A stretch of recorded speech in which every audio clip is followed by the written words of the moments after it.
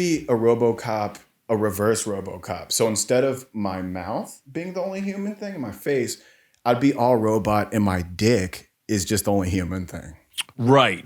I like that idea, but what happens when it starts to fail down the road? Not soon, but your human in dick. some years, and then all of a sudden you want to switch it up and have your face parts be human and your dick be robotic because it doesn't work anymore. So you're saying your human dick just starts naturally aging? Yeah, I mean that's gonna happen, and then suddenly you're like, why is the rest of me robot and the one human thing isn't working? That's the thing that's what I'm saying that the robots have on us is that they keep working. That's depressing because the dick does fail eventually. I've heard this.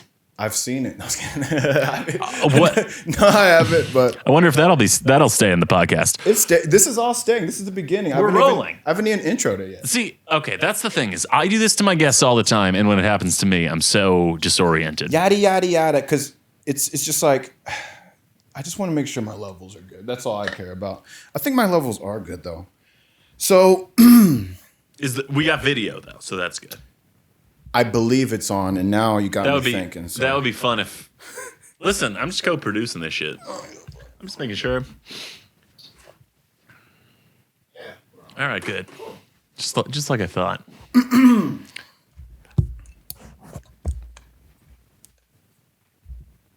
All right, Thomas speaking. This is the worst podcast alive. A show where I have a conversation with creatives in the Los Angeles area. Creatives of all different backgrounds. And today we have a very special one. He's a fellow comedian. I'm going to say the same thing. He is buff. Oh, that's very nice. He's hilarious. He has a bulletproof voice. And he's a good friend of mine. And you can catch him on his podcast called I'm super excited. I'm super excited. You fucking know podcast. the name of my podcast? I'm super excited podcast, and his name is Rory James. Thank you for having me. I'm very thrilled to be here. You've done my podcast before.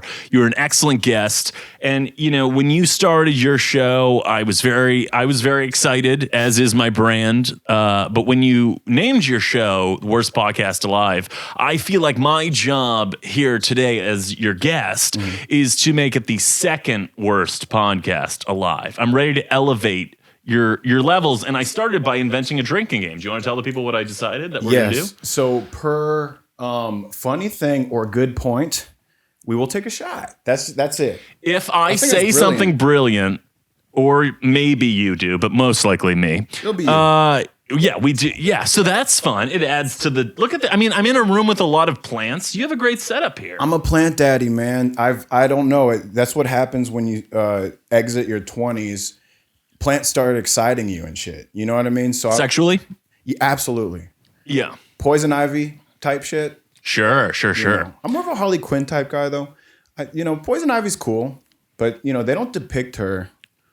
I don't know. Every time they redepict her. Oh, we're talking about the women who play these characters. I thought you were jerking off with Poison Ivy, and I was like, I don't know what to say next. Actually, speaking of Poison Ivy, I had a buddy. It was like 8th grade graduation, and we had like a pool party. And he really had to poop. And he had this random bandana on him. And he went out to the woods. And I don't know why there wasn't it's like a little kid thing. He was too afraid to poop amongst people, like in a bathroom. Because, remember being a kid and you're like, I'm not going to poop because it's embarrassing. So I'm not going to take a shit. Wait, you're in at the kids' camp? bathroom. Is that what's happening? So there's like a multi-person bathroom? Yeah, there was like a lodge. So it was like 8th grade graduation. Then there was like a pool lodge. And then, of course, it's like the party was there. Does he have to poop in a stall, or does he get his own bathroom to poop in? It's like a regular restroom, but he was like super. Remember, everything just mattered more. So he was just too scared to go poop. So he went to venture out. Because he thought people were going to smell the poop and make fun of him. Okay, exactly. Got it. Like that weird anxiety of being a kid. So yeah, he went out into the woods and he had this little bandana on him, which ended up being his, toilet paper.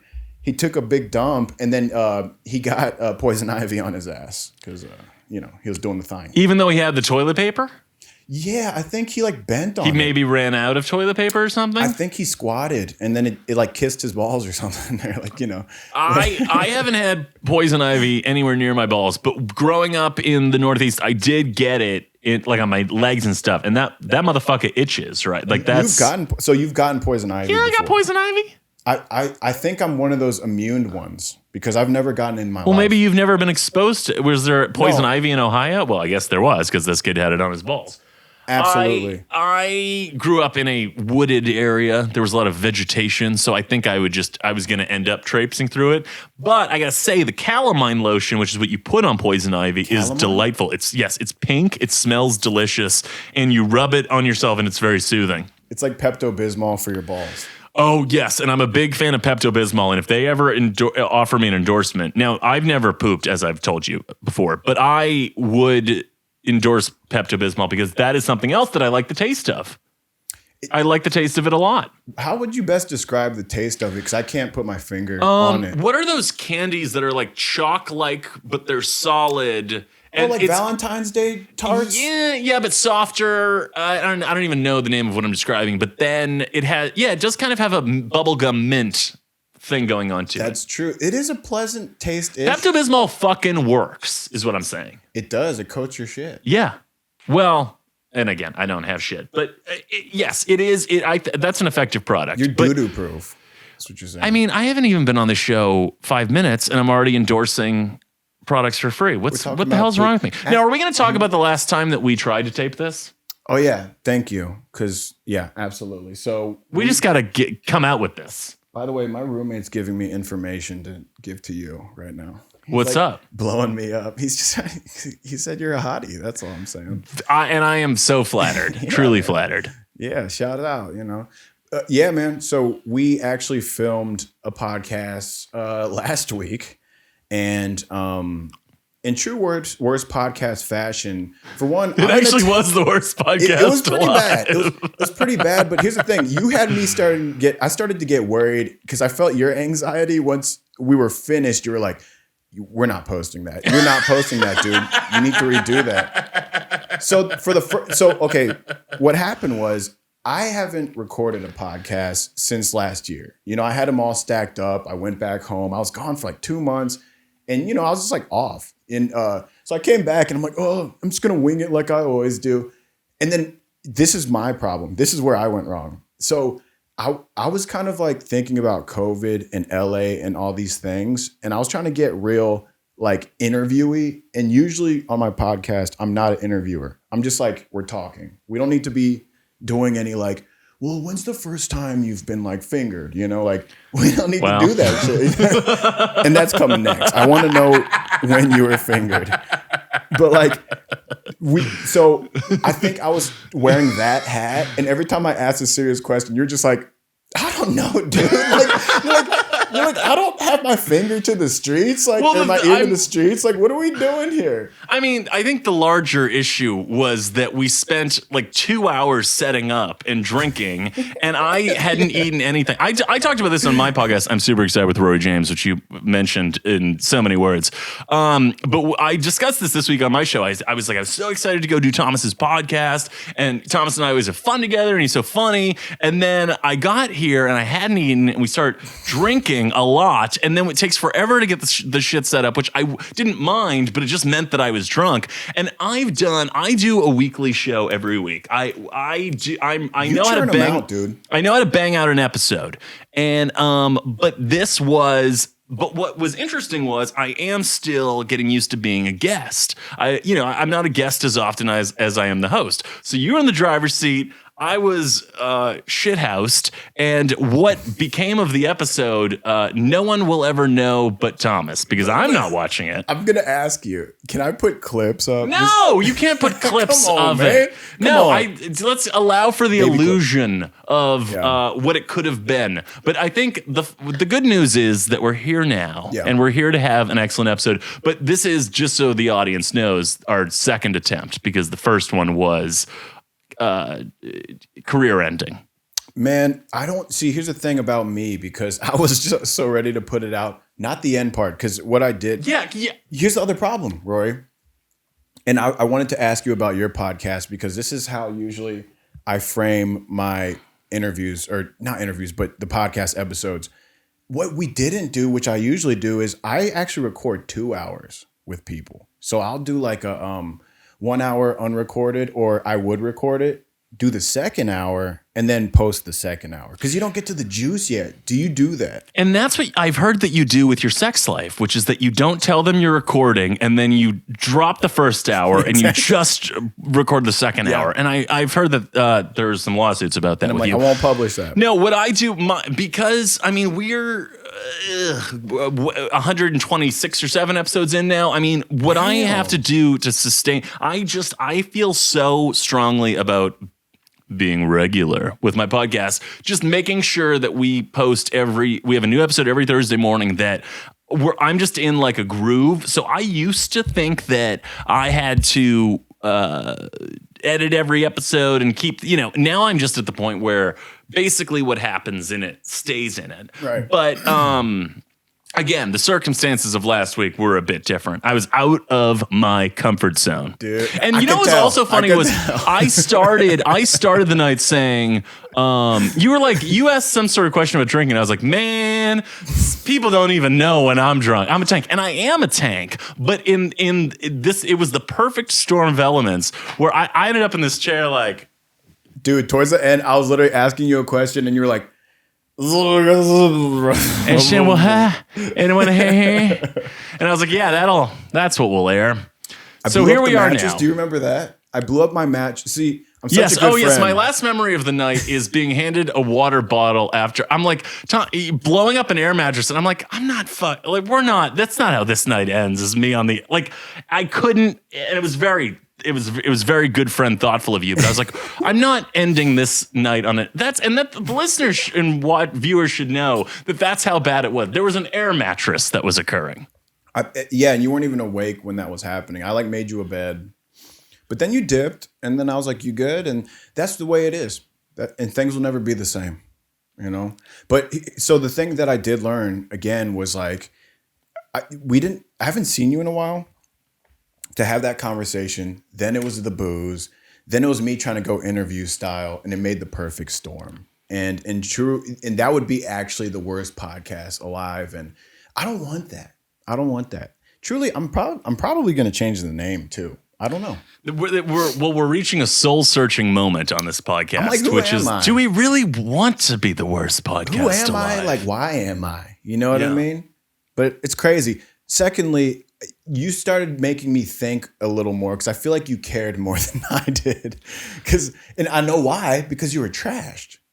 Well, yes. And I got pretty trashed too.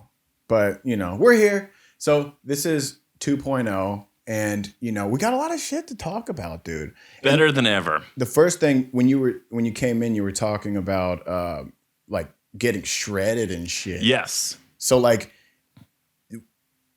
why are you wanting to get shredded? And also tell me what you're doing. And because I've been actually doing the same shit. I've been working out and trying to be leaner and healthier. So what's your routine? Well, you are in excellent shape. I think everyone is dealing with some version of whatever your fitness situation was prior to March 2020, it has changed. And we've all gone probably through various incarnations. People got Pelotons. Everyone's doing what they can do to deal with the different circumstances. And I was somebody who, since I was in 8th grade, the gym was like my best friend. Well, that sounds pathetic because I did have friends and I still do. But I swear I do have friends. No, I always remember thinking, well, what happens if the gym? I'm that type of person where I always think well, what happens if my crutches go away? What happens then? And that was one of them. And so the gym was always, I needed the outlet. First of all, just I love cardio. I love cardio because I just need the fucking outlet. And then after I do cardio, I lift, and I always needed those things. And when, it's one thing to not have the gym, but it's another thing to lose. I'm not telling anybody anything they don't know. Lose it kind of without being able to prepare for it. So like a lot of people, I got resistance bands, and those are good, but I think they're better for women, honestly, because if you're a guy and you're trying to keep some sort of mass, resistance bands, they'll keep you toned, but they won't really keep that much mass on you. Stuff. I needed weights, and I didn't get weights until November. So from March until November, I did not lift, and that was very unlike me. And I also didn't have the cardio equipment that I would have wanted. So it was a whole relearning of that stuff. But I will say now, even though I do still miss the gym, like I don't miss being like, I remember also being really fucking annoyed at the gym, at everybody being in the way and being gross and being obnoxious. Like I don't have that tolerance for people anymore. So that was pre-COVID. Yeah, that's what I'm saying. So like, and I hilariously continued to go to the gym until the gym closed on me. Like I remember that last week in the gym, the second week of March, where I was like, damn, I don't know if I'm supposed to be in here. And everybody breathing real heavy. And I don't know where we didn't know about droplets then. Yeah. But so yeah, I it's a very important outlet for me, and I don't like to be one of those people that talks about fitness, but I actually am one of those people. I think everyone cares about fitness. Like truly, it's like super mundane things that people actually give a fuck about. Are you a pre-workout guy, or do you just go in like raw dog? Beautiful, beautiful question. Do I go in raw dog? Let me tell you. It's yes. This is actually interesting that you asked right now, because I've been doing morning workouts for at least the past decade. I've always believed that you need to put something into your system before you do your workout. But as I told you when I got here, I'm flirting with this idea of intermittent fasting. I don't know if I'm on board yet. I'm still experimenting with it. I'm liking it more than I thought that I would initially. But I have always been somebody who felt like you needed something to burn when you got there, because I don't know that I could do a heavy upper body workout with some like on a full empty stomach. Whatever, boring. All this is to say is that I think we've all been trying some new shit in the past year. Yeah. And so hiking in the Hollywood Hills has been something for me that's been something that I have been really enjoying. And I don't do running in these trails that fucking make your shoes dirty and you got to see all these people. I go up in these residential streets and I get to look at nice houses. And one time I saw Janet Jackson. I was just going to ask you that. That was big time. And so, and now I've taken to it the steepest part. I do sprints. Like I'm fucking improvising. I think that's like kind of, it's been the joy of this past year for a lot of people, because we don't have the resources that, and if it kind of draws the line. Like if you really that's how I thought of it with myself. I was like, if you really care about this, you'll figure it out. Yep. And I feel like I'm that much more adaptable as a human after this past year, because I'm like, okay, I know the things that I'm going to make shit up if it's not available to me. So you did lift weights, though. When you were in the gym, you were lifting weights? Oh, yeah. Well, before the gym's closed, of course. Right. Yes. Every day. So are you supplementing that now? Or is it mainly the cardio and the hiking? So, no. So, all right. So gym's closed in March. I get resistance bands immediately because nobody had weights for months and months and months. I finally bought weights online. And so they were, that was in November. So since November, I have been lifting again, and I feel like I'm back in my body. Like, wait, so where you have the weights? You bought weights? Yeah, I bought weights. So I bought adjustable weights that go from 10 to 55, I think. Oh shit, the Bowflex joints? Yeah, it's a different brand, because at the time Bowflex was like, it was going to take them 3 months to arise. Yeah. So I bought like an off brand, because it was in November when we were locking down again, and I didn't know how long it was going to. My big thought in November was the winter's going to suck, because everyone knows that. So I'm going to stock up on what I need to stock up on. So I spent $400 on a weight bench and adjustable dumbbells. It sits in the middle of my bedroom. I stub my toe on it every day. It's an absurd situation, but I feel like I got my like usual body back. So it was worth it. Dude, I need to do that. Because for me, very similar. Come over and use mine. Very similar. Yeah, we're going to do some workouts in your room. Come over every workout. Damn, dude, I think I blew out the speakers in these damn headphones. What the? Well, live on the edge like me. I'm not living with headphones. Woo! Oh, yeah, I guess I don't have to hear myself, do I? You don't need to hear yourself. We didn't hear ourselves last week. That's what happened. We didn't. But yeah, man, so I've been doing the same shit, too. I've been going to the Pan Pacific Park. The one by the Grove. hitting up some shit, boy. I hate it. I never did like outside walking, running, any of that.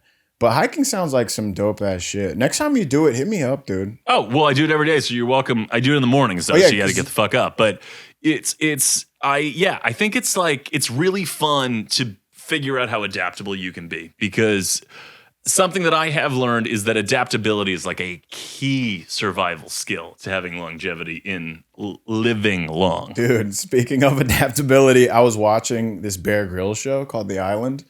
And I'm not a show person. I don't watch shows a lot. But it's about, he took 14 dudes and he took 14 women.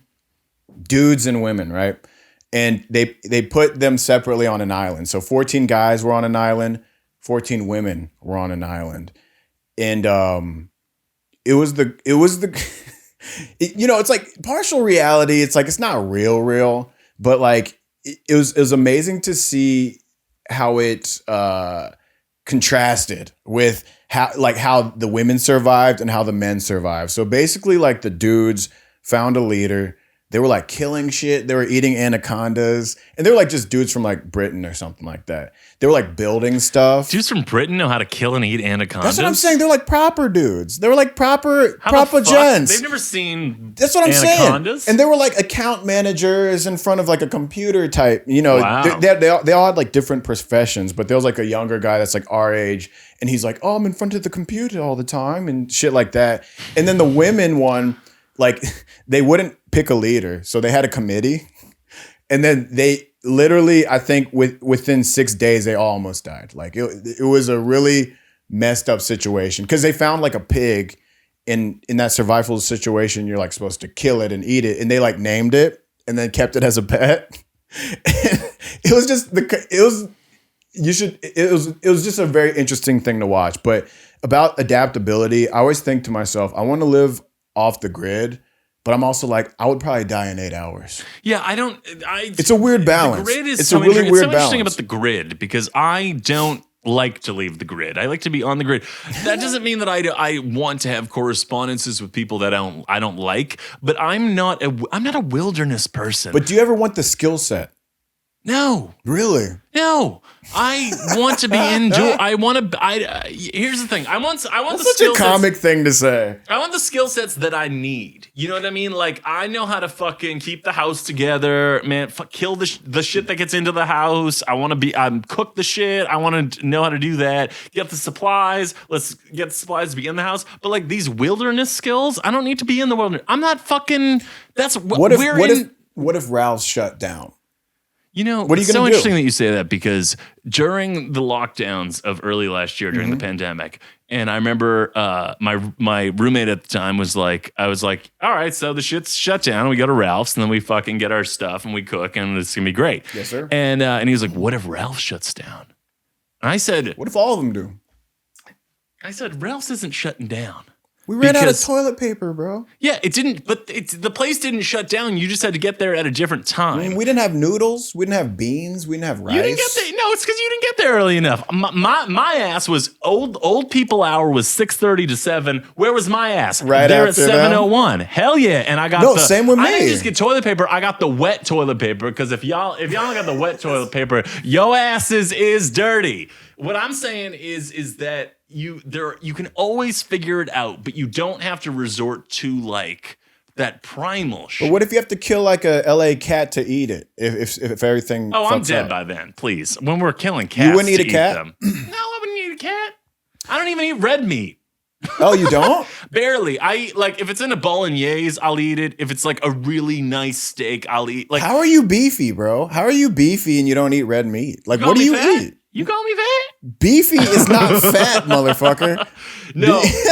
No, I don't eat a lot of red meat because I worry about the long-term health effects. But I keep it to chickens and fish. I like chickens fish a lot. Chickens is easy. And easy turkey, work. I'm good with. Yeah, I keep it really. I try to keep it cute. Damn, bro. But yeah, with the freaking, I'm telling you. Okay, so I had an epiphany about myself, and it happened yesterday, and I don't necessarily want to share it, but I'm going to. I would love to know where this is when going. things are sad, I don't cry. And when I see a sad movie or things are super bad, I don't cry tears. You know what I mean? I just feel really bad. But when I see something triumphant, I'll shed a gangster tear. I get moved. I relate to that. I get moved by things. Like if it's like a triumphant win or something that's like someone overcame, or I'll get it. I'll get it in the face. And I'm wondering what that is. Do you have anything like that? No, I relate to that entirely. It's interesting. You and I have weird things in common. We are almost the same age. Mm-hmm. We have weird overlaps. And I something I've definitely learned about myself is that I do not do sadness like people do it. Like I'm not. It's interesting. I was on another podcast and they were asking me about when my dad died last summer, and it was funny because the way that the host framed it was like, she was like, I remember when your dad died and you were posting these jokes immediately and you were doing your show and she was like, I just was so worried for you and I thought you were repressing things, and she's like, I thought you were just headed for a meltdown. And I was like, oh, that's so funny because that's how I process things. I don't sit in sadness. Mm-hmm. I do not. And I always have to use an asterisk here because I don't mean to say that I don't like you're a cold-hearted person or something. Or that I don't understand what depression must be like and that I don't sympathize with that. And it's not like that you can just will yourself through it. My brain is wired in a way where when I get sad, I can do like 30 seconds of it and then I get annoyed. And then I'm like, well, what do I need to do to change that? And I just, it's honestly, I was going to say it's very Boston, but actually I think Boston Irish people are pretty depressed. Maybe it's a reaction to that where I'm like, I'm not going to be fucking sad and bitter. I'm just going to say, all right, what can I do about it? And I have like an intensity about me. Like if I'm pissed about something, I'm going to take it out on the hike or on the weights or on or on working on something. Like I cannot linger in it, and that's just I don't know any other way. Is it a part of being like the pit? You don't want to be a pitiful person, or like you don't want to feel like there's a pity party for you? Because I think for myself, I don't like feeling sorry for myself, and I hate people that. The only thing worse than feeling sorry for myself is people feeling sorry for me. That's exactly what it is. Is that I am incredibly uncomfortable with any kind of pity. And going back to grief, the most uncomfortable thing about losing somebody close to you is that everyone feels bad for you, and you don't want that. And then they're acting different. And they're acting like you're fragile because they should care. They want to care, but like you're almost kind of like, all right, guys, stop being weird right now. Like, can everyone just stop being weird a little bit? And I also think it's relevant that it's a man thing too. I think that as men, we were growing up in a time, at least, where we were socialized to feel like, well, that's not a way I should be expressing myself. That an emotional, sad man is not an attractive, strong, dominant figure. Real talk. Okay, so for short, do you think that's just a man trait in general that's expected? Like in the gay world, are there some like submissive men that maybe that is attractive, or is it across the board as a male? That what you just said, like, is it showing a little weakness and vulnerability? I know. Okay, I'll just say this with this preface. Most women will be like, just speak your mind, blah, blah, blah. But if a dude is down and out and he straight up tells you that shit, there's still going to be some part of her that's like, what a bitch. Like, it's very interesting that you say that. Yes, allow me to offer insight into the gay world. The gay world. Now it's time for the gay world. No, very interesting that you mentioned that because I'm a big homo dude. I like dudes. I do homo stuff all the time. He is a big homo. How are you? You like 6'2" or something? How tall am I? Yeah, I'm 6'1", but we can say I'm 6'2". You feel 6'2". On the eyes. That's what they say when I'm inside of them. That's fine. Okay, but no, it's very interesting because I want to start with the last thing that you said, which is that the way that women talk about heterosexual women talk about heterosexual men. I always say that one of the biggest perks of being a homo is that you get to throw the rule book out early. So a lot of things that are expected of, that everybody continues to live their lives feeling expected of them, you're like, oh, well, that doesn't apply to me. I don't have to fucking worry about that. I constantly notice I have a lot of very, very close heterosexual female friends, and I have a lot of close heterosexual male friends. And I notice both of them feeling this expectation of living up to traditional gender expectations. And such as what? Such as what you were getting at, which is like, okay, so it's 2021. I want to be a sensitive, evolved, woke man, but I also still want to be a man. Because that's the other side of the feminist correct equality thing going on. And I will say, I'm perfectly comfortable doing this because whatever. Yeah. Women want both. They want these heterosexual women. Allow me to specify. Heterosexual women want both. They want this guy who's woke and evolved and oh, shut the fuck up. You're so I'm woke. This isn't the Joe Rogan podcast. You are fucking woke. What I'm saying is that women want that guy, but they also want all of these things that are like kind of outdated. Like you can't. It's both. You can't have both. If you are a feminist, you can't expect for a guy to be an old school guy. There it is. And there you have it, ladies and gentlemen, the first shot of the night.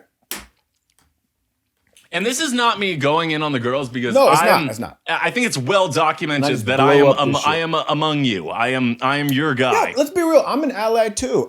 Look, I grew up with two very strong women, and I have no problem saying that. And I love. There's no difference. That's why when I'm amongst women, I don't treat them any different than how I treat other people. What's confusing is that yes, you shouldn't treat like you're like a creature, like a separate creature. But then there are these expectations of heterosexual men where it's like, okay, well, chivalrousness is good. Open the fucking door, bring a bottle of wine, whatever. But like, I don't know, it gets trippy. What I'm saying is very back trippy. into the gay world is that I feel less beholden to those sort of expectations. Because dudes are just like, they know what's up. They know. Well, no, it's also it's equally problematic because with dudes who like dudes, you have this. First of all, there's always this expectation that it's like, well, who's the guy and who's the girl? Yeah, and it's like that's not ever what I've been into. Shit. Yeah. What happened? Nothing. I just poured myself a fatty. I'm sorry. Keep on going. It's very similar to mine. It's fine. Keep it going. Going back, so sometimes there's a misconception about how gay relationships are trying to mimic heterosexual relationships. That is to say, like, who's the guy and who's the girl? And I'm just like, that's not the point. Okay, just to add to that, like, I keep hearing this shit, and I almost feel like it's total bullshit. The top and bottom thing. Well, that's something that, is that a thing? Well, I mean, or is that like a character? In theory, when two people are fucking, in order to really fuck, somebody has to receive and some people have to give. However, to exactly your point, it shouldn't necessarily be this black or white identity. Yeah. Like what I'm saying, who's the guy and who's the girl? Like I am attracted to situations where there is a like kind of we're meeting as two men. You know what I mean? Like it's not like I'm the guy and you're the girl. You know what I mean? Like it's like the whole fucking point is that we're two dudes. So yeah, because just a question or not. Because I see it as like the top and bottom shit. I think it's stupid because it's like even in sex, like you do multiple positions and you probably alternate anyway, right? You get yours, he gets his, right? This is why I go hard on I go hard on a lot of things, but I go in on guys like DJ Khaled or these dudes who say ignorant things like, yeah, I don't go down on girls, because it's like, wait, so what's the only thing that's actually misogynistic is expecting to get pleasure from somebody else that you're not going to reciprocate, right? Regardless of what gender you're having sex with, and again, trans folks, all this stuff can factor into that. Whoever you're having sex with, you should not be a selfish person in sex. Absolutely. And so all I have to say is that straight guys who don't like to go down on girls, you should reconsider your sexuality because you might not like girls if you don't like pussy. I've gone down on girls, okay? Damn, that's son. how that. So if you can't, I don't know what that means about you. Damn, son. Yeah, because those type of dudes that don't go down on chicks are the same dudes that'll like finger a chick and then go wash their hands immediately. Or like, what do you think that makes you less of a man? Because okay, great, like you're not. I don't even think it's a less of a man thing. I think dudes that actually do that is like they legit just like feel icky about being in that area, but like it's like, well, how do you think a lot of those girls feel about being in their area? Those aren't exactly the areas that anybody wants to I be firmly believe in reciprocity, like that's how it should be. And then if you're a sexual human being, regardless of the gender of who they are, you are like, everyone at the end of the day, we're all animalistic anyway. Like it's the griminess. It's not grimy, but it's like the dirtiness of fucking, right? Of whoever the fuck. We're animals at the end of the day. We're all civilized. Oh, it's so embarrassing. We have like, sex is so embarrassing when you think about it. No, it isn't. Like, no, like if aliens are watching, like, yeah, I'm gonna fucking pound. Like we just look dumb. I'm agreeing with you. We look like aliens. Yeah, or we look like animals. Excuse me. We look like animals. Yeah, we look like animals yes. Because I still think in human evolution, we're still doing it like the old school way. It would be like writing on paper version of sex. Evolved human beings probably just have to like, take their finger and just like place it in the chest. And it's like, bloop, all right, you're pregnant. That doesn't do it for me. But. Okay. Do you believe in like evolved human beings, or do you believe like in aliens and shit like that in the universe? I think I'm a big fan of I would be dumb to think this is the Joe Rogan section of the podcast. Just kidding. Don't tell me that because I was enjoying it already. So what I would say is that I feel like I don't pretend to know what I don't know about. So it's like, do I think there is an afterlife? I don't know.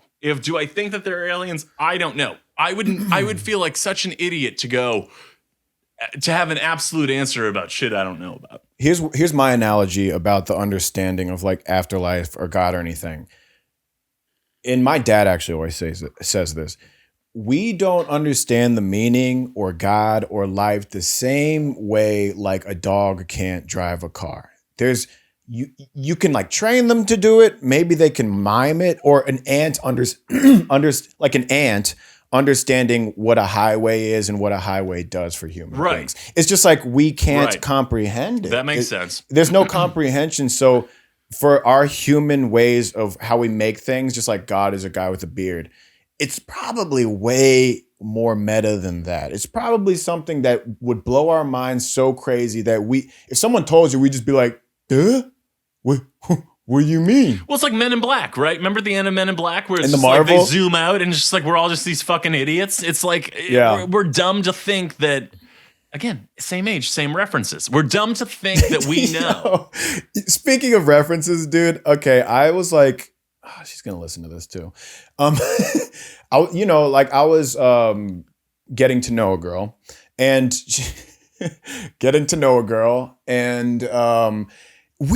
she's like not that much younger than me. She's like 28.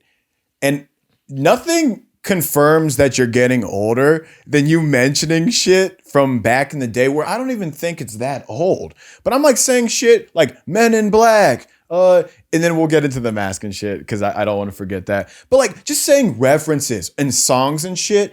And the entire freaking time, I'm batting at 0. Not that I'm trying to get her to get it. I'm just saying it. And with me and you, we always get reference. Just like making it, yeah. But we're not talking about like, yeah, it's like I Love Lucy. Like we're not talking about some old ass shit. We're talking about shit that was like 20 years ago. And every single time I said something, she's like, what? I don't get it. And I'm like, you don't get what? And she's like, who's Keenan and Kel? I don't know who Keenan and Kel is. That's trouble. Yeah, that's hard. That is hard. I get it. And I have to kind of like humble myself. And I don't actually care. I don't care that I'm getting older because here's the thing about like the TikTok world and young people and shit like that. The butt of the jokes are always the generation ahead of you. Like we made fun of Generation X. Do you remember that? Yeah. We made fun of Generation X. Generation X made fun of the boomers. Yeah. And Gen Z makes fun of millennials, but here's what happens to the young people, guys. They start having bills and they get into the job force. And then they realize, oh, I'm not so funny. These millennials, they were struggling. Oh, they reached a three-time financial crisis in their lifetime. Oh, coffee actually tastes good to me. Oh, I like simple pleasures in life. You know, shit like that. My biggest gripe with Gen Z. Listen, I'm on TikTok. I love TikTok. I enjoy. Listen, I think Gen Z, I love what they did to, remember that Trump rally that they sabotaged because they all reserved tickets. Gen Z's up to some good stuff, but here's they be trolling. The root of my issue with Gen Z. And if you're Gen Z, I'd like you to really pay attention. I need you to focus on being hotter, because I feel like Gen Z people don't think enough about being hot. And I'm not saying that they don't have good bodies and they don't have good bone structure. Larry David has a great quote. He said, every generation gets more attractive. I don't think he's wrong. But what happened with Gen Z is like, well, it's just wear like unattractive spectacles and like loose fitting clothing. It's like, try to be hot. Just try. That's so interesting that you say that, because I'm almost thinking on the girls' end, they almost are skipping an awkward phase. Well, we also allow us to stipulate. I'm not talking. An Instagram influencer is already. That's true. You're talking about the average Gen Zer, exactly. not like the. And that's the thing for me to remember, because these Gen Zers on TikTok be having abs, and I'm like, motherfuckers, y'all trying to show me up, motherfucker. But no, I do think that, and it may be a good thing about them, but I need Gen Zers to wear more flattering clothing, and I need it to happen soon. You know what's happening? Because I always see these stupid articles that I never subscribe to, but it just pops up in my world. And the headline was Gen Zers roast. They're like, Gen Zers destroy millennials with these posts. And the post will be some shit like, oh, you say adulting all the time. You like wine, blah, blah, blah. And you always like reminisce on the 90s. Here's what the issue is. Gen Zers are jealous that we had the 90s. Yeah. Oh, because the 90s were the last great time. That was the last time. 100%. Because you guys are smartphone children. Smartphone children, you were born with a smartphone in your hand. We actually saw it where we had AOL or no advancements at all. Then we had the Nokias with no internet. Then we got like the BlackBerry where you get some internet. Remember that bootleg-ass Explorer page? And then we got the smartphones. These kids have never seen that shit. So they look at us and they're like, oh, you keep saying old shit. And it's like, then why are y'all dressed like us from back in that time then? They're trying to mimic it, but they're talking shit about it too. Well, it's also very difficult to explain to younger folks that like the 90s were a bubble that we happily enjoyed. The 60s were some crazy shit. The 70s were some crazy shit. The 80s were some crazy shit. Yeah. And then we got to have this. And by the way, think what you want about Bill Clinton, but that motherfucker did presidenting very well, and the economy was good, and we got to have this safe zone. And then when you and I turned 13, 9/11 happened, and it was like, oh shit, we're adults now. Okay, so now there's war, and there's all this shit going on, and that was, at the time, we thought that was the worst of it, and it was not. And Thomas is gonna go poop. No, he's coming back. I pooted. He pooped. So, but the point is that like people don't understand that we had this beautiful cushion bubble to grow up in. It really was great. It's the last, and I actually feel bad for Gen Z for not having that, actually, because it sucks to be. Can you imagine turning 21 during the pandemic? Can you imagine being in high school? Well, I probably would have wanted to stay home from high school, but can you imagine starting college in 2020? Like these motherfuckers, like it sucks for them. Or knocking on doors. Passing around notes and shit, texting, being in your like facing your phone type shit. The truth of the matter is, and it's so crazy to even think, like most of your life before you're even a teenager, your head has already been in the phone. I feel like it's sucking away my life. And I'm not even on my phone like that. I'm not even on social media like that. But the thing that trips me out, in terms of the pandemic, like being that age right now. Well, sure. Yeah, that sucks too. But actually, speaking to the post 9/11 shit, I think post 9/11 matured the world in general. I think comedy changed after post 9/11. I think the temperament. You know, you get the shows like Homeland and real dark television. Yeah. I think entertainment got humbled in the way that it got real dark. You got your Dexters, you know. You ever watch Dexter? I'm familiar with it. But it's like Dexter, Homeland, just like real dark television and stuff. And I think that was like the paradigm shift of the world. It went from like, oh, we got flannel shirts because I am barely breathing. And then all of a sudden it's like, what now? And then everyone's like, okay. Everyone gets serious now. And I can find the air. Yeah. That was Don't know good shit, who I Yo, thank you for knowing that. See, same Duncan age. Sheik, Barely Breathe in 1996. You want to know what else happened in 1996? Third Eye Blind, Semi-Charmed Kind of Life. You know what else happened? Mariah Carey, Always Be My Baby. You want to know what else happened? I can go on about 1996. Well, let's be honest, dude. 96 did it. I think there's 2 years in our lifetime that really is memorable. 88. That's a good. 88, 96. Not that like I was born 88, right? Because but I feel like the year we were born, and then the year a lot of good music happened. But a lot of people mention 88 a lot that were, I guess, there. I like to think of, I like 1996, but for me, 96 though, boy. The years that I always pinpoint are 97, 98, and I say that because you have Next Too Close. You have Mariah Carey's Butterfly album. You have Janet Jackson Velvet Rope. You have Usher's My Way album. You have these kind of like pivotal moments earlier on in some R&B legends' careers that I just think that because you know it was just before the Britney Spears the pop takeover. It was just before that where I so feel the boy like bands existed still, but they were like they were on the bubble. They were just starting. Yeah. And so I think that you know and obviously racial issues in the United States play into this immensely, but that in 97 and 98 R&B, specifically dude. Black music. Oh I want to give God. credit where Thank credit you. is due. Thank you. Got to have a moment of prominence that was so overdue and well deserved. And you know what's so beautiful about that exact time is in 96, television was really paying homage to television. Like, okay, for example, like In Living Color was a sketch comedy show. That's where you get the David Allen Greer, you get Tommy Davidson, Jim Carrey's first shit, all the, you know, the Wayans brothers, all that shit, right? And heavily hip hop and R&B based. And then here's one of my favorites of all time. The golden era of Nickelodeon, all that. Which all was that, so hip-hop. dude. They had So Escape, Brandy, TLC Monica, TLC, Yeah. and it's the hardest song still to this day. But it's such a vibe. Like even playing it now, it takes you back to that 96.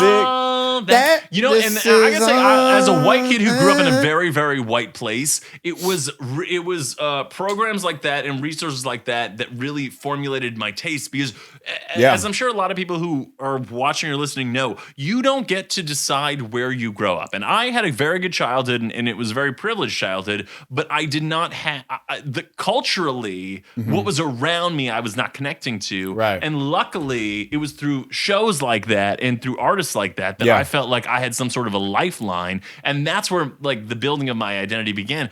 Bill Bellamy hosted, what was it, MTV Live? Like I'm just trying to remember, dude. All those things. Those early shows where I was like, I remember having a sick day home in 4th grade and being like, seeing Mariah and Bone Thugs break down for the first time and being like, holy shit. First of all, she's the most beautiful woman I've ever seen. Second of all, this like, what is this music? This is amazing. And so it just goes to show, especially for our generation, like it should be emphasized that we couldn't just go on TikTok and find this shit. You know what I mean? No, because everything is curated now. If you like it, the algorithm will feed you more of it. So like our childhood was definitely like the programming on TV, which it was. The TV guide is what you were consuming. Right. Second, yes, you would watch the music videos. You would listen to the radio. If you wanted to listen to that shit, there was no Spotify. You would just put it in the tape deck. You had to call in and request that shit too. And record that shit, or you would request it. You couldn't do voice notes. You couldn't do any of this stuff. I think that's what the beauty is of analog technology too, of having to have a stereo, have a boombox, have these. See, now we really do sound old. I don't give a fuck. It's true. It's real shit. Or remember like shit like Napster and Morpheus and we just stole the music. Yeah. Yeah. LimeWire. Hey, let's not gaslight that everyone fucking did that, okay? Everyone did that shit. At least I did. I used to burn so many CDs. It was the music, and artists have recognized it was the industry's fault for not catching up sooner. But I did. I also enjoyed in the onset of the iTunes era where I got to really support my artists, the artists that I loved, by saying, "Oh, you just like let me buy your shit the first week," so that. Speaking of, Mariah Carey, the Queen. Let's go there. Yes. So I forgot to mention, and I meant to do this in both of the intros, the one that you will never see, and then also this one, that you are the president of the unofficial Mariah Carey Club fan club. You are a motherfucking Mariah Carey head. There was an official fan club that I did belong to, and it did result in me meeting her for the first time in 2003. Damn. And that's okay. In 2003, was that the "Don't Forget About Us" Mariah Carey, or was that like earlier? So this is before Emancipation Mimi. So this is post glitter, pre Mimi. So this is post glitter. Pre-Mimi. So this is for fans of the Charm Bracelet album. Which what this means is that this was a Butterfly. No, it was beautiful. So okay, so Butterfly's 97, Rainbow's 99, Glitter's 2001, Charm Bracelet's 2002, and Emancipation Mimi's 2005. So Emancipation Mimi is one of the biggest hits for her career. Glitter's one of the biggest troubles of her career. Charm Bracelet's the middle lily pad. And what it meant was that you were a fucking real deal fan because you were riding with that bitch, even though it wasn't like in vogue to be doing so. And why? Because she was coming off of, and this is something that's come up a lot recently with the Britney Spears stuff, which is like the way we treated female pop stars. If they did one thing that was weird, they were dragged. They were fucked. It was awful. And I know we had this on the list to talk about later, but I rewatched The Shining recently, and I know that Jack Nicholson's character obviously goes on to try to murder his whole family, but he refers to his wife early on in the film as the old sperm bank upstairs. And I mentioned that it is funny. I'm sorry, but it's also disturbing because it just goes to show how a lot of before social media. The way that women were talked about in the media was largely that generation male driven. And so, as it relates to Mariah Carey, I just felt an immense amount I was always a fan of her and her music. And by the way, I may be a big homo, but I'd be very heterosexual with her. That's a nice way of putting it. The point you would bang? You would bang. And I would do it well. But now I'm disrespecting her in the way that I'm just shaming men for doing. Is it disrespectful? I don't think that when you bring up a woman's worth that you necessarily talk about how you would fuck her. But what I'm saying is about this is that she was in this point in her career where it was before social media where the artist got to paint their own picture. These days are different. At that time, you were at the mercy of what fucking Us Weekly was saying about you. So I met Mariah for the first time when I was 15 years old. During the Charm Bracelet album tour, and she couldn't have looked hotter. She couldn't have been fitter. She just shows up like Mariah Carey. She evolved, and I show up. I'm 15 years old. I have bangs. Were you wearing a polo? I'm wearing a polo. You've seen this photo, I think. And not only am I wearing a polo, I'm wearing basketball shorts, mesh basketball shorts. That sounds really 2000. And I'm holding a water bottle that I had been given at the meet and greet because I thought, well, it's catered. And so there I am, 15. I couldn't look more awkward at 15 years old. I'm going to show Thomas the photo right now so he can comment on it in live time. If you send it to me, I'll post it in post editing. This is the first time that we meet. And the first time you set your eyes on her. What were your in words? Real life. And I holy shit. Oh my God. I was not expecting that. Yeah, you don't even look like you. There's trouble. And so from then on, I decided that we had to have a redo. And then but by the way, this is 2003. I walk out of that meet and greet being like, Mariah's going to send somebody after me to be like, he's got to come back and talk to me some more. Like at that age, I'm not fully through I'm not halfway through puberty, probably. I'm still thinking like, you know what? She's gonna want to talk to me some more, even though I showed up with my mom. I like the delusion. So you had like a fanboy crush on her? Oh my God, yes. I kind of still do. The thing is, what's confusing to a lot of people. Here we go. Is that yes, Mariah Carey she's very gay. I mean, just the Rainbow album. I mean, just her energy. You think she's got gay girl energy? I'm saying no. She's the most heterosexual woman that there could be. Oh, but you're saying her brand. Just her brand. I mean, it's no surprise why gay guys. I mean, just the energy she brings is always gay. Which is why it works when she works with rappers, because she's very ultra feminine and they're very ultra masculine. Like, right. Think about her and Snoop, and you're just like, oh, that it works because they're like the two extremes. Are you talking about Crybaby? I love that record. Yes, I am talking about that. And Thomas does get points for knowing that record. Anyway, this you've started off on a long tangent. All I'm going to say is that she yes, it was embarrassing, but luckily in 2018, I did get to redo the picture. And everyone's seen it a million times who follows me. It got to be grown Rory and grown Mariah. And my favorite comment about the recent picture of me and Mariah was from my best friend from high school, who was around in those days where the polo shirt picture happened. And she said, well, she definitely showed up looking like Mariah Carey. And I thought, that's all I ever wanted. Yeah. So yeah, it is. It's a very strange relationship. I do feel like when I refer to her as my wife jokingly, I do feel a little bit like that. Like I do feel, I don't know. I am attracted to her. So is it the whole nine though? It's like, because I know she's talented. She can sing, and then when she does her runs, holy fuck! When she does like her, she's her one of the most talented artists. Yes, like it's like she's writing her voice in cursive. Yes, you know what I mean. So.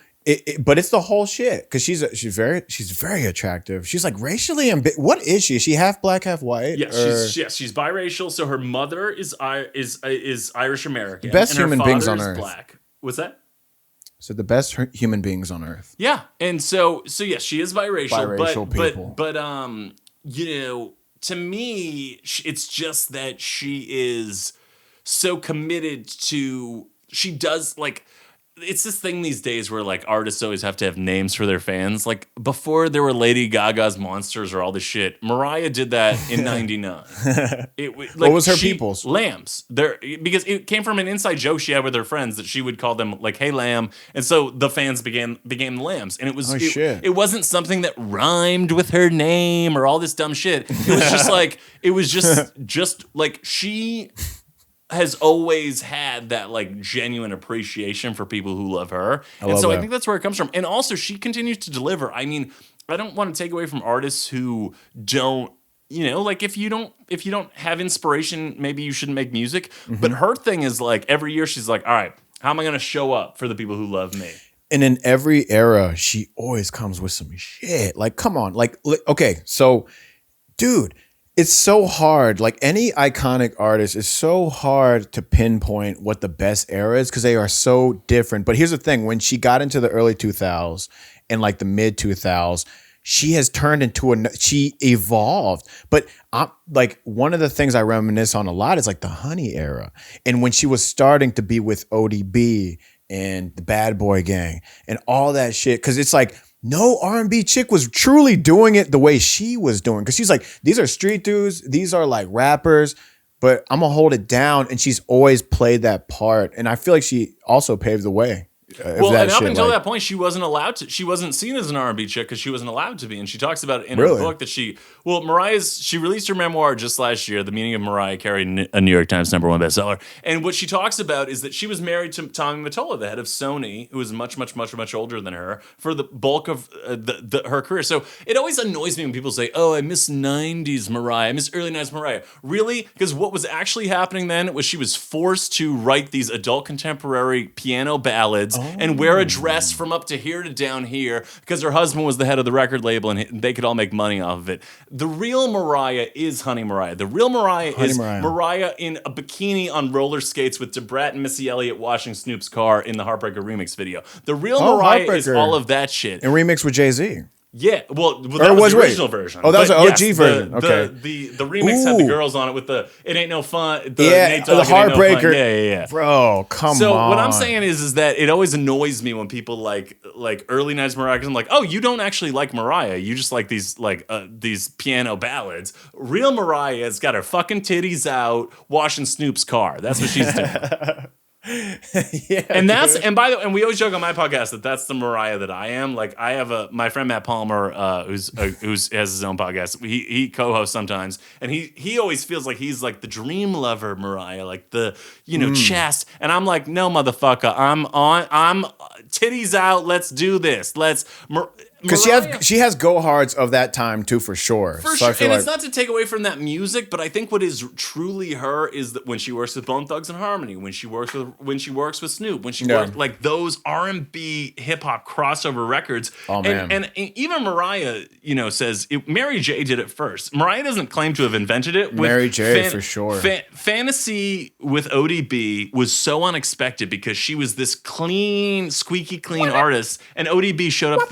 He showed up fucking hammered to not unlike me, to last week's podcast. He likes it raw. Yeah, I was like ODB on this podcast. Yeah, that's exactly what happened. Was I Mimi in that situation, bro? Yeah, for the only time I'm not Mariah. But the point is that, anyway, we can get off Mariah, but I can go on for days. No, that's beautiful, man. So with that said, I was going to ask you what was your favorite era. So titties out era. And I always get tripped out when you say that shit. Every time. Titties out era is 97 to now. So that's not a specific era. Still to this day, there was one post and you said, all I want to do is have my titties out and act shady. And I was like, yo, that's the funniest shit ever. Because you low-key kind of do that, man. I do that. And then, in fact, I feel seen. Thank you. Yeah, dude. You'll be having some deep. Do you ever do the deep V, man? I don't think you do, but sometimes I feel deep what? I get deep V vibes. Your shirt. Deep V? Oh, like a V-neck? Yeah. Oh, do you ever go deep V? Like how deep does the V go sometimes? Great question. I was one of my good friends. He was cleaning out his closet and he was throwing clothes at me and he was like, "Oh, this is for your fucking titties out ass." And I was like, "Oh, damn, it goes." That's the deep V vibes, bro. The meme that I was commenting on that you're referring to was from her "Get the Fuck Out" video, which from her most recent album "Caution," and it was she's just holding a fucking glass wine and she got them titties out and she looks so good. Is she like in a ballroom than you would think any woman in her late 40s, and she would hate that I brought that up, would bring up, but she's just like, yeah, and you know what? Sometimes I got my titties out. And I'm feeling shady, and I'm looking better than ever. And I feel like, if we're not Gen Zers or anybody who isn't, the super youngest, that does not mean that you cannot be at your hottest. And I feel that way about Mariah, and I feel that way about fitness and all the stuff we've been talking about, is that you can always hit your peak no matter how old you are. I've never been fat, but I've certainly been 10 pounds, 15 pounds overweight. I don't have a prominent jaw. So what happens to a guy like me when I gain 15 pounds is I look like a Mexican cherub. I look like the face just looks horrible and it makes people angry. That's what happens. Who gets angry? People, because I look young. But imagine having cheeks for weeks, right? Imagine having cheeks for weeks and I already look young in general. And imagine at that time I was looking even younger and just like this swollen, heavy face. And I had to change. I ended up hating the way I looked. And all that to say this, it isn't too late ever, but like I started kind of getting into the shit. And when you first start getting back into your mode of like getting in shape, it's the worst. I was dizzy every time I first started working out for like months. I would work out and I would stop when I'm dizzy. Yeah. And I'd be dizzy early. I'd be like doing some shit and being like, okay, that was a good one. And I would like run like less than a quarter mile. And I'd be like, okay, that's good for today. And just do a little more per time. Have you ever been but you've been in shape for a long time. Have you ever been overweight? I will allow me to briefly describe my weight history.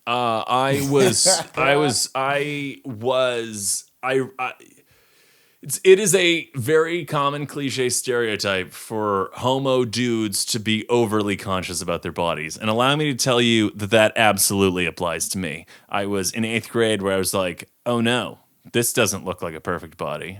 We will rest at nothing until it does. And, you don't fucking, I remember when we were in middle school, it's like, what do they serve for lunch? Like stuffed crust pizza, nachos, mozzarella sticks with fries. And then like at the end of 8th grade, they had like Greek pita wraps, which like weren't healthy. It was like just, mostly wrap. But the fact that it had lettuce was like, I was psyched. And then I remember growing, I think I told you this, but could have been last week. I grew up, but not out. So when I was 16, so I was like, I didn't know how much I was supposed to eat because I was, when you're growing, like you have to recalibrate all that shit. So I got super skinny accidentally in high school because I just like, I became 6'1" like very quickly. And so I had to life is so much about recalibrations. And even as you get older, it's the same way.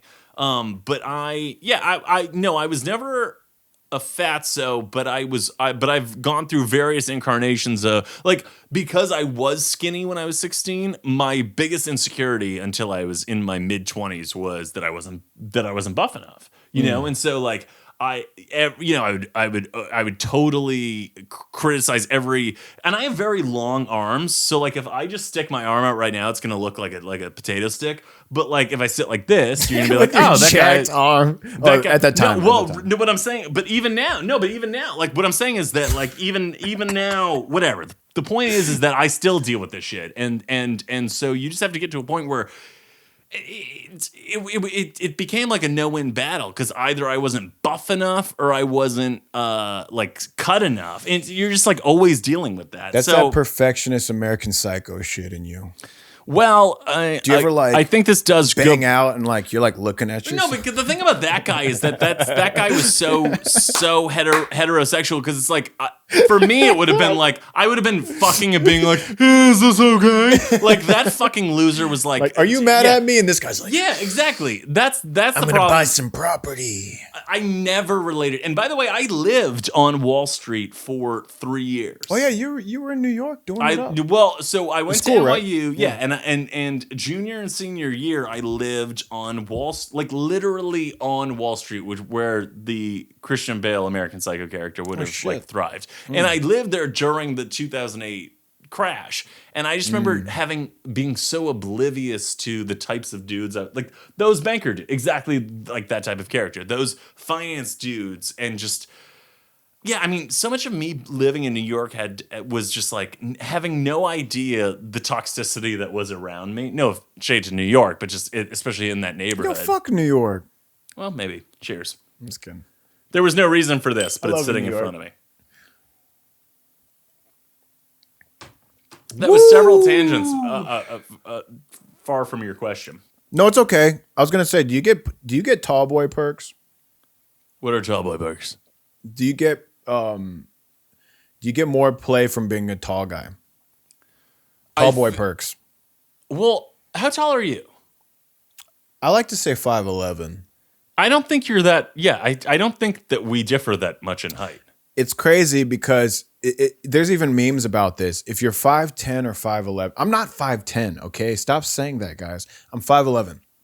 I'm 5'11", but to go from 5'11" to 6 foot or 6'2" or 1 seems like a huge difference. I don't know why or how it is. Like in writing or just in life? I think in life, because I noticed with girls, like 5'10" almost seems like, and this is why, okay, we're not trying to trash females and, like heterosexual females, but, girls have high expectations.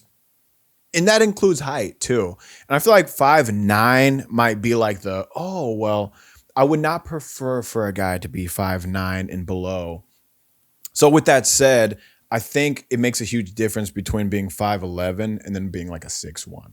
So I feel like it's just a sweet spot for me. Like no one ever says I'm tall, but no one ever says I'm short either. Got it. Well, which is so hilarious because the difference between because I'm 6'1", the difference between 5'11" and 6, it's negligible. Like 3 inches. So it means 3 inches could mean a lot. Isn't it? It's 2 inches because there's no 5'12". What I'm saying is that I'm 5'12" and 3/4. What I'm saying is that it's weird. It's weird to get it's weird to get Percs. Do people care? Do people care about the height thing in the dude People world? do. People do. I don't, but people seem to. That seems to be a selling point. There are certain things, there's certain measurements or things that seem to be, but that's what I mean. That's why I feel like you're like so much taller than me, even though it's like 2 inches.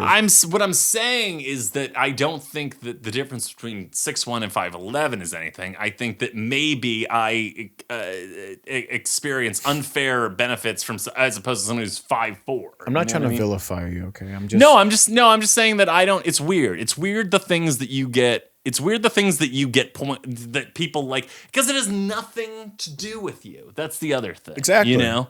But we live in a city where it is like, you know, if you get like a genetic perk, it seems that people really applaud you for it, regardless of your ability. Well, I think you know something a little bit about that, Thomas. And I think that the point is that sometimes people, we all get unfair advantages that we didn't ask for, and you take the things that have been given to you, and you just roll with the things. Rock that shit. Yeah. And the things that work against you. I mean, look, do I think it's lucky to like dudes? No, I don't, because I think dudes are horrible at a lot of things that would be.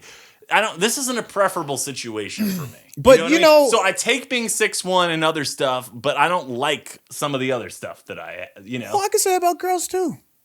I think no one's happy with what they have. So I agree with everything that I totally agree with everything that you said, and I think that is really good context to remind people that it's not just men who have unrealistic expectations. Double. However, men are raised to feel like they're going back to DJ Khaled thinking he doesn't have to go down on women. Dude, you're a fat, ugly fuck. You better go down on women, because I don't know why you think you're getting ahead from anybody else. Oh, it's because you're rich. Well, that's a different story. But that's the thing. That's the caveat, but that's what it is, because he's rich. Undeserved. But that's just as undeserved as a broke bitch saying she expects a man in LA to be rich for her.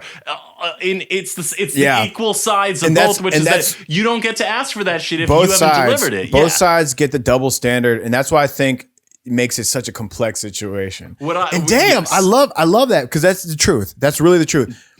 Money brings a man to situations where it doesn't seem fair, and looks for a woman brings her into situations where it's not fair. Or because again, she can make the same amount as the guy and think she's out of his league because she's like, well, I date rich guys.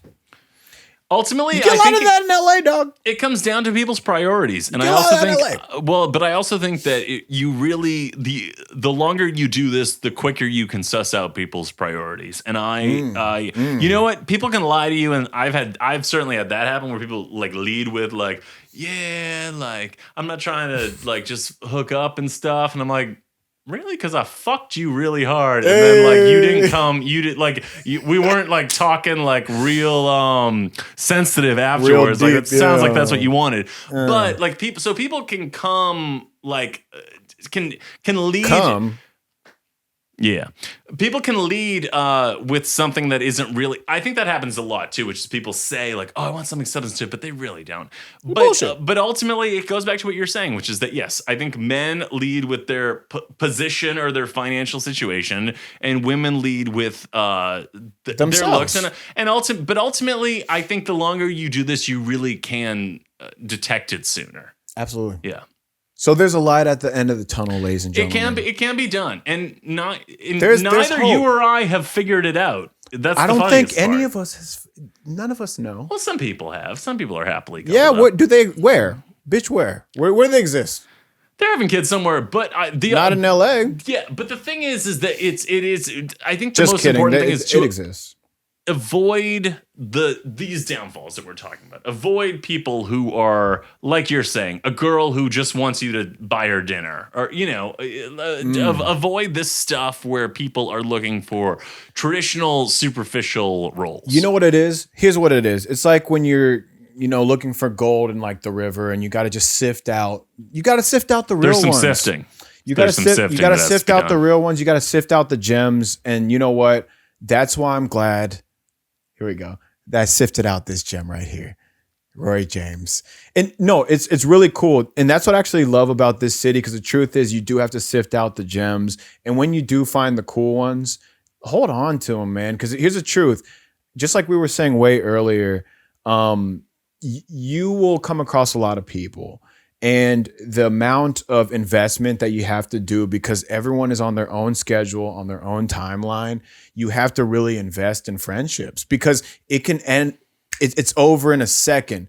Imagine the best relationships you have. You've probably known them for what? A compounded X amount of years. Yeah. And what happens is when you're in a city like this, and I don't want to just keep acting like it's just unique to LA, but like what happens, I just call it adulthood. In adulthood, the amount of effort you have to put into getting to know people is far greater, because you're not in the same class.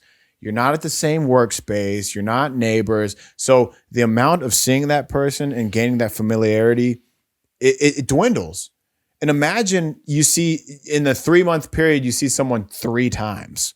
Right. How's that friendship going to grow? Right. You know what I mean? That's very true. So you really got to find the real ones, hang on to them, and also put in the effort to get to know the real ones, and, reward a player when you meet one. You did. I'm saying. And also, ladies, this motherfucker's single. So what the fuck? No. Are you? Maybe he's not single. No, but I'm single. I am saying is why y'all sleeping? Because that's what. Yo, this is a good guy in the City of Angels. This is a good guy. Y'all are sleeping, all right. Yo. Anyways, so this did so much justice. This is a really good session. Thank you so much. Again, Rory James, and he's at I'm Super Excited podcast. And what's the other one? It's Rory James? Yeah, I'm at It's Rory James on Twitter and Instagram and all the socials and TikTok and all that shit. I'm going to throw it in editing. But a great ass session. Man, I'm back, man. Thank you for having me. I really appreciate it. This was so much fun. Yo, I wish we had like 3 hours, but we'll do it again. Please come back all the time. But all right, we're signing out. Thomas speaking. Later.